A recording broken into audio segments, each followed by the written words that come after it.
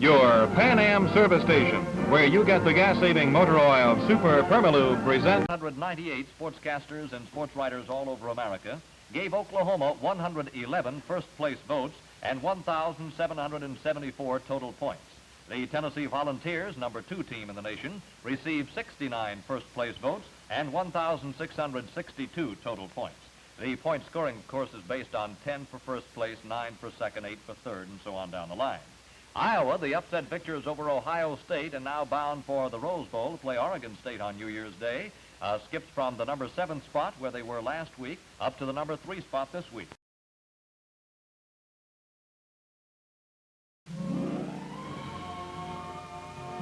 Stop at Pan Am, the sign you trust. And folks, don't forget what we remind you every week about this time, and that is the Pan Am folks don't operate filling stations, they run service stations. There's an awful lot of difference. So at your next opportunity, why don't you plan to drive into that friendly, spotless Pan Am station on your corner? It's a mighty good place for you to do business. Well, getting back to the sports news today, Cotton Bowl President Bob Cullum says that 5 teams are being considered for the New Year's Day Classic down at Dallas.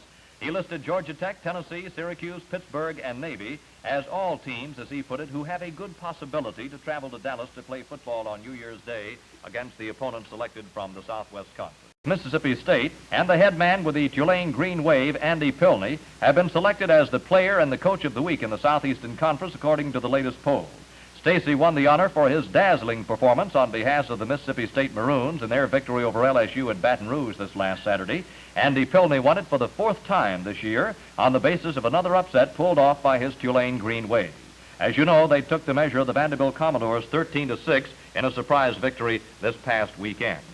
Well, along about this time of the year, the folks in this area, the cradle of the Confederacy, began to turn thoughts to the annual Blue-Gray football game, which takes place every year, this year on December 29th at Crampton Bowl here in Montgomery. And we can certainly tell you that at Blue and Gray headquarters, things are really beginning to hum. As Mrs. Mildred Berner can testify, there are reservations to be made, programs to be prepared, and a multitude of other details to be attended to. And on the inner sanctum, the man who sends the most original Christmas cards in the country, Champ Pickens, the originator and manager of the Blue-Gray Classic. And Champ tells me that it's almost a sure sellout again this year. Ticket sales are far ahead of last year. Many of the finest players in the country already under contract to play in the nationally televised Gillette Cavalcade of sports features. Already signed up are such fine players as Lenny Dawson of the Purdue Boilermakers, Ronnie Quillian of Tulane, Jerry Elliott and Howell Tubbs of Auburn, and Don Watson of Texas A&M. You can get your tickets here in Montgomery at May and Green Sporting Goods Store. If you live outside of Montgomery, you can get your tickets by writing to May and Green, and in future broadcasts, we'll be telling you more detailed information concerning ticket prices and the proper address to put on your letter. In baseball news today, right fielder Del Ennis of the Philadelphia Phillies has been traded to the St. Louis Cardinals in return for an outfielder, Rip Rapolsky, and a utility infielder, Bobby Morgan. Ennis, who has long been the Phillies' power hitter, has spent all of his 11 years with those same Philadelphia Phillies, ever since he's been in the majors. Last season, he batted .260 and had 95 runs batted in, with 26 homers included in his total. Del is 31 years old. Rip Rapolsky, who is 28, hit .277 with the St. Louis Cardinals last year, but probably more important in the trade is the fact that he hit .333 against the Philadelphia Phillies. Morgan, who is a former Brooklyn Dodger, has been a spot hitter. At times, he's looked very good. At other times, not quite so good, and he's never really been classified as an outstanding star. He came from the Phillies last May, and he's 30 years old. Time for a word from the Pan Am man. Can you name the motor oil that saves gasoline by the gallon?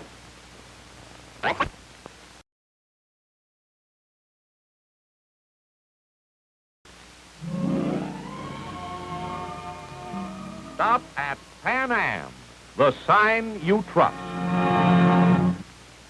And folks, don't forget, whenever you're traveling, that Pan Am sign is a mighty welcome sight. Among the many other services that your Pan Am dealer offers you are clean and sanitary restrooms that mean so much whenever you're on the road. So stop in at the Pan Am sign. Well, the First State High School football standouts to speak about their plans for future college playing days have decided that they'll go to the University of Alabama. And the Alabama head man, J.B. Whitworth, said that all the athletic officials were very proud that 4 of these stalwarts from West Blockton had decided to attend the university. The players are halfback Walter Sansing, fullback Tommy White, and tackle Roy Holmsock. Well, also some folks who could have used some help this past weekend were Clemson. Miami's Fura's Orange Bowl Stadium. 47,000's turnout for the clash between the two bitter rivals, Miami and Clemson. Unbeaten Miami, denied its bowl hopes by the NCAA only last week, launches a savage attack against the Clemson Tigers. Clemson currently leads the Atlantic Coast Conference with a chance to represent it in the Orange Bowl. But Clemson finds the going rough against Miami's 9-man line. The Hurricanes get rolling late in the first period when quarterback Ed Oliver on the Clemson 21. And on the next play, it's Scarnecchia who runs the final 8 yards for the first Miami TD. Color and gaiety during the halftime. That determined Miami team has vowed to make each of its 3 remaining games a bowl game. A bright moment for Miami turns dark when one of their highly successful laterals shifts the ball from Scarnecchia to Baroni, who gets through to the end zone, only to have the play called back. It was a clipping penalty against Miami. But it was only a momentary setback. Scarnecchia mixed passes with plunges by Don Bostler to march 6. Stay in bed with a cold, even virus cold. You're seeing Great Britain has announced a system of oil rationing to take effect the 17th of December as a result of the shortages created by the Suez Canal being blocked. Ration books will be distributed beginning on Thursday. Motorists will be limited to a basic travel of 200 miles per month. All industry, except for railways and coal-producing organizations, will also be rationed, and fuel oil for home heating will also be sharply curtailed, ranging from 1/3 to 1/4 and beginning much sooner, the 1st of December. Other European countries are adopting rationing programs of one type or another, with Netherlands and Belgium banning Sunday travel except in essential cases. Here in this country, Interior Secretary Fred Seaton says he sees no immediate need of rationing in the United States. He says the American oil industry can more than make up for any shortages because Middle Eastern supplies aren't being received simply by stepping up their own production. But stepping up the discovery of oil was the problem confronting a meeting of an Alabama Legislative Commission during the day, and the committee decided informally to check the possibility of granting bonuses to the individual or firm to bring in the first well in a new producing pool. The committee chairman, Senator Neil Metcalf, suggested that counties could award this bonus for the first well brought in their county and could make the bonus greater to a driller who had to drill further to actually reach oil.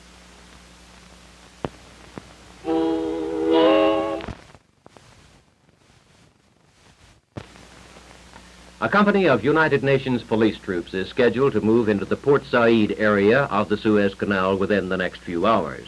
Now, these United Nations troops, Norwegians and Danes, will try to ease the tensions between British and French troops on the one hand and Egyptian soldiers on the other.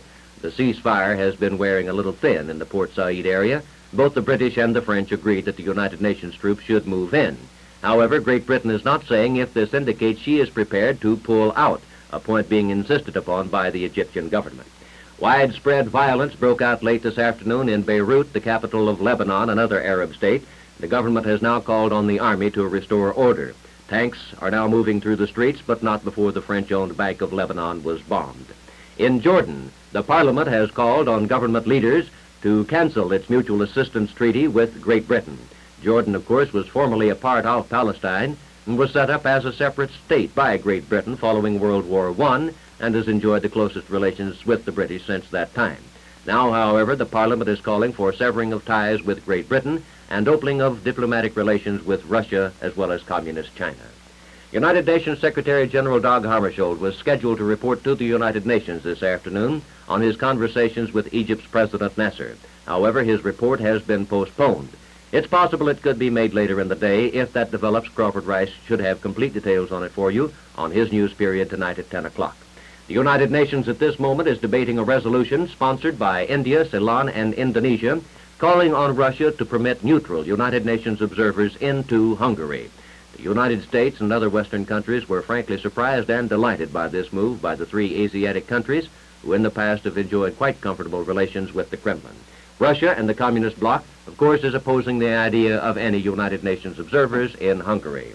Charges in the United Nations of forced deportations of Hungarians touched off a bitter debate between Soviet Foreign Minister Shepilov, here, and U.S. Chief Delegate Henry Cabot Lodge.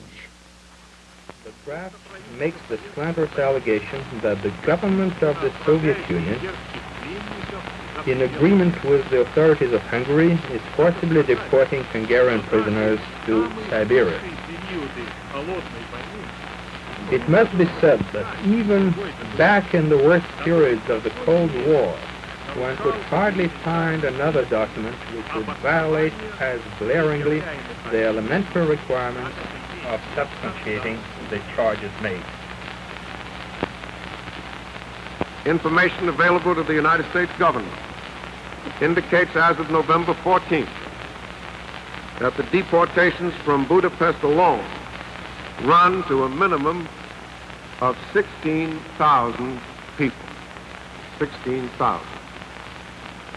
On November 13th, for example, at least 3 trains of 60 boxcars each, with 50 to 60 persons crowded into a car, were reported moving east over the Monor-Zolnok-Debrecen route.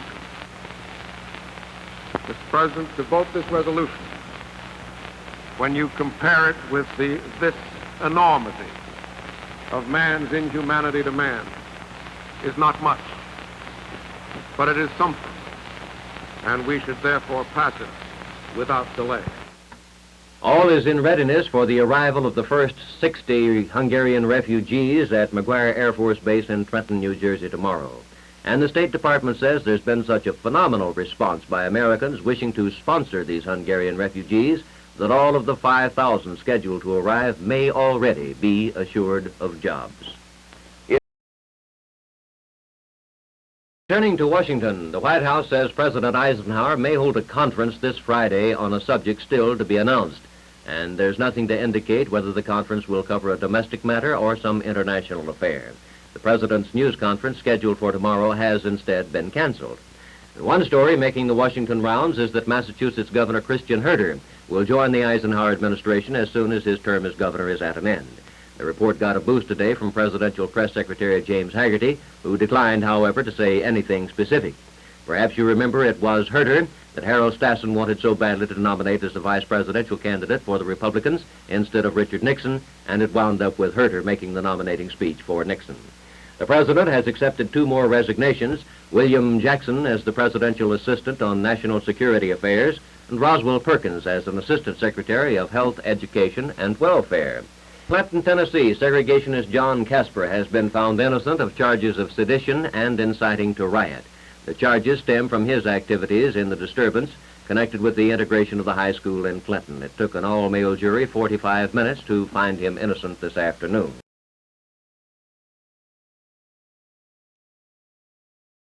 Here's the weather, presented by the International Harvester Dealers of this area.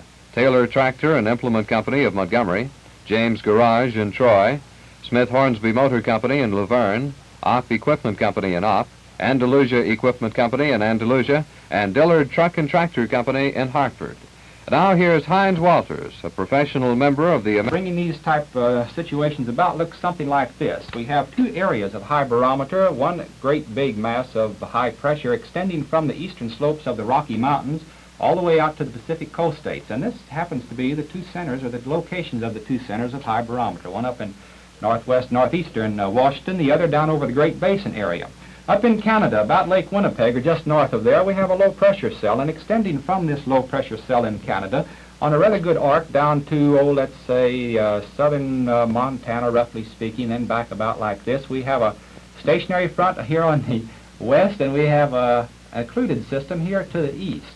Now, immediately to the north of this occluded system, or the combination of the warm and the cold front, we have a cold front, a really cold front, separating a blast of Arctic air from the relatively mild temperatures down over the northern plain states today. And these mild temperatures down over the northern plain states today got all the way up to around 20 degrees, 25 degrees at a few places.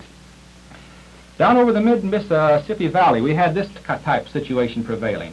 A good area of low pressure is presently located up in northeastern Missouri right now. It's going to whiz up to about Sault Ste. Marie by tomorrow evening this time. The frontal system, which is presently extending down to about Longview, Texas, down to about this area in Old Mexico to a low-pressure cell down there, will be moving eastward as the low-pressure cell moves northeast. Any way you look at it, you'll be time and money ahead with a Farmall 200 on your farm. Farmall 200 can be seen at the International Harvester Dealer in your hometown.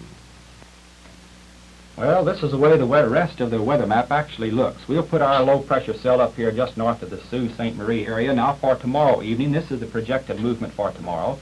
Sling it up there quite rapidly as it moves towards the northeast. We're going to have heavy snows in through this area of Iowa, southeastern Minnesota, Wisconsin and upper Michigan, up to 8 inches in through that general sections. Rainfalls ranged up to around 2.5 inches in southeastern Kansas. We had numerous reports of 1 to 1.5 inch rainfalls over the Ohio Valley and into the mid and lower Mississippi Valley areas around the low pressure cell in Arkansas. By tomorrow, let's swing the front now down through Lakes Erie, down to about Akron, Ohio, down to about Chattanooga, down to between Selma and Tuscaloosa here in Alabama, then down this side of New Orleans and out into the Gulf of Mexico. Normally, when we have this type situation prevailing, we can say that here in our section that we will have very nice weather the following 24 hours after the front passes. However, we do have a little bit of complications. There are indications that a wave or a little bit of a low pressure area may form on the front during the next 12 to 18 hours after the front moves across most of Alabama. The wave formation, if we get it at all, will be over the northeastern portion of the Gulf. It therefore will leave Thanksgiving Day looking something like this over Alabama. Clear up in the northwestern section of the state. Down in the central areas here, let's say clear to partly cloudy. I'll put partly cloudy here and let this clear suffice up there for that clear to partly cloudy designation. Along the southern sections and into southern Georgia, let's say that the sky condition right now looks rather cloudy for Thursday. Possibility of light showers down into that general area. Until we get this, however, this is the way the forecast is going to shake up for tonight, tomorrow, and tomorrow night. For tonight, in our section here, let's start out generally fair and say that by about 2 or 3 o'clock in the morning, we'll become generally cloudy in through our area. And that means low-type clouds once again, as prevailing southerly winds bring a lot of moisture in from the Gulf of Mexico.